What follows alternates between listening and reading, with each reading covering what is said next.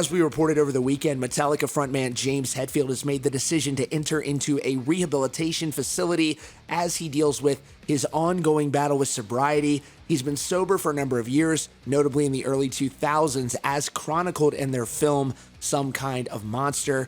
This has led to a number of his peers in the metal community to come out and vocally support James for putting his health first.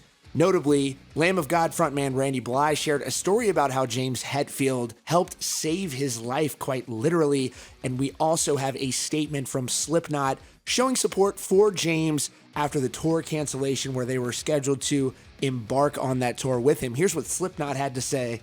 To our Australian and New Zealand fans and family, we only recently heard the news about the tour being postponed, and we are working as quickly as possible to determine next steps. We will let everyone know as soon as we are able. Of course, our thoughts are with James and Metallica. We wish them nothing but the best. We hope to see you all very soon. Hatebreed frontman credits James Hetfield for his sobriety. He says, "Just got off stage in Tennessee and heard about Papa Het, so I want to post a few things here in regards to addiction and counseling.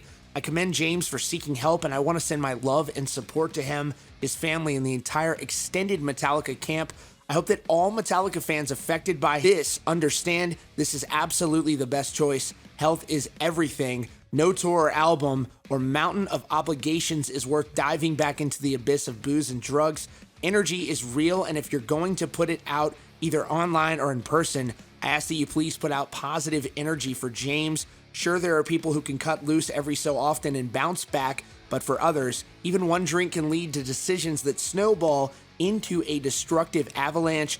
I've toured heavily for over 20 plus years and would not have given up drinking if it wasn't for James and the example he set. I always said that booze was the dark river that is always flowing and the current is too strong for me. I want to dive in, sometimes every day for weeks, but I don't and I can't.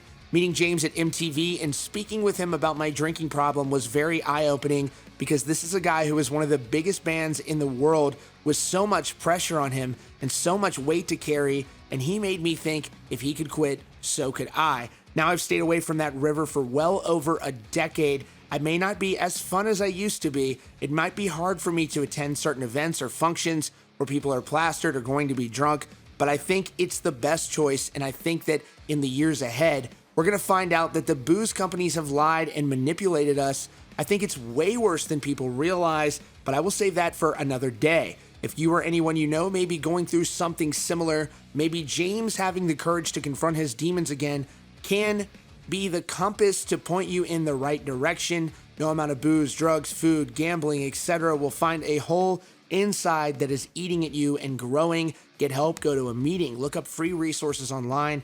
Take a step away from the dark river and don't look back. And as we mentioned earlier, Lamb of God frontman Randy Blythe shared the following about how James helped him get sober. He said, I got sober while we were on tour with Metallica almost 9 years ago. The first day of that run, one of my crew guys came to me and said, hey, Hetfield's looking for you. We had been touring with them in the States and Europe for over a year, and I was just raging, especially in Europe. But inside, I was miserable. He knew I'd been trying to quit drinking. It wasn't working for me anymore. And it all came to an end in Australia. A huge factor in my willingness and ability to get sober while on a heavy metal tour was the fact that I had James and some of his crew who were also sober to talk to. I didn't have to do it alone. James and crew babied me through my first month of sobriety out there on the road. It was a heavy trip. I couldn't have done it without them. When I saw the news about James today, I hurt so bad inside for him because he was there for me when I was in such bad shape.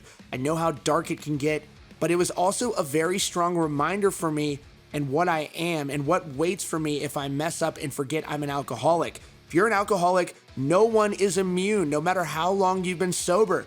James is in the right place right now, though, and he has gone there of his own volition. It sounds to me like he wants sobriety back, and that is the key of it all. You have to want it. So my thoughts and prayers are with him. I love that dude. He literally helped save my life. So it's wonderful to hear that James Hetfield has so many wonderful people rooting for him out there in the metal community, and hopefully fans will continue to support him as well. Get well soon, James. We know if anybody can beat this, we know that you absolutely can.